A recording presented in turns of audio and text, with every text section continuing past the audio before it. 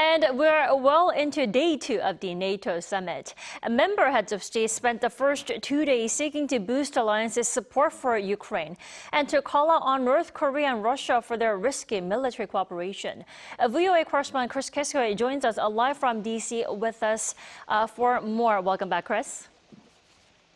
Good to be with you.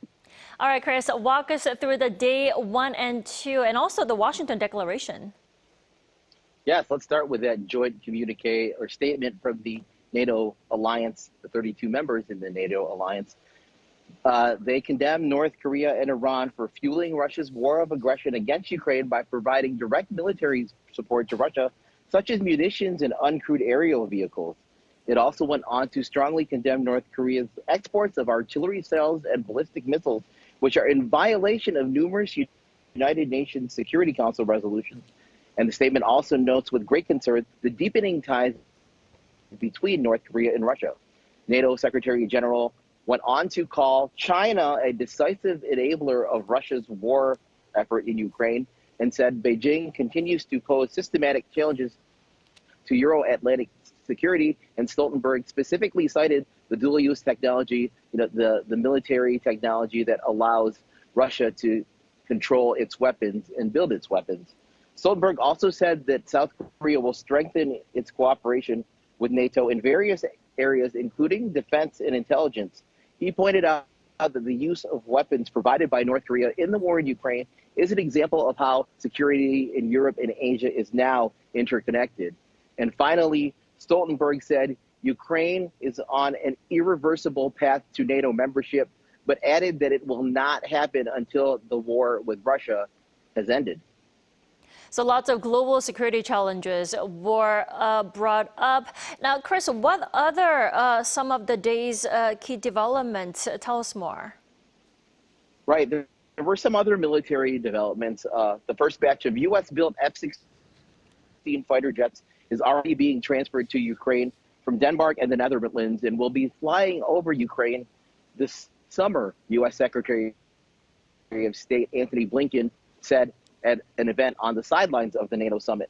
Now, Ukraine has long wanted F-16s because of their destructive power and easy global availability. The fighter jet is equipped with 20-millimeter cannons and it can carry bombs, rockets, and missiles. The United States also announced that it will start deploying long-range fire capabilities in Germany in an effort to demonstrate its commitment to NATO and European defense, the U.S. and Germany said in a joint statement earlier today. And then to cap off the evening, President Biden and First Lady Jill Biden are hosting a dinner right now for the heads of state and government and their spouses. Nami? Well, Chris, speaking of Biden, U.S. President Joe Biden did return to the world stage for the first time since his, controversial debate with former President Donald Trump last week. What is the latest on the Democrats and whether they think, Biden still should continue his, election campaign? Well, powerful and influential former House Speaker Nancy Pelosi weighed in, and she said it's up to the president to decide whether he wants to stay in the race instead of saying that he should stay in the race, which some observers noted that because of her powerful position as the former House Speaker and her closeness to Biden in both age and the fact that she's one of his trusted allies, that she's seen as one of the few Democratic leaders that can influence him one way or the other. Thus far, 8 House Democrats have said the president should bow out. So far, no Senate Democrats have said that he should bow out, and he will face his next public test tomorrow here at NATO, Thursday evening, when he gives another speech, but he does his first solo press conference in months. Nami? Pressure is indeed mounting on Biden. Now, Chris, Thursday tomorrow is the final day of the NATO summit. What is left on the agenda? Well, NATO's member leaders are meeting with the Indo-Pacific partners, the IP4, Japan, South Korea, Australia, and New Zealand in the morning.